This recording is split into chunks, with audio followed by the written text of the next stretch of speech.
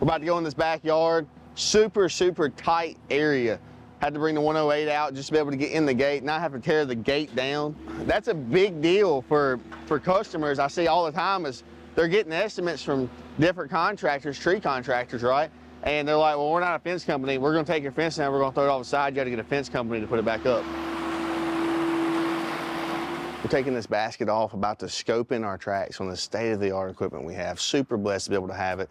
This will go through a 36-inch gate, so super excited to be able to have this, not tear this customer's gate down, get in there, trim some trees, get her backyard cleaned up, and then we're gonna lay some sod with SRP landscaping. Super excited about this project.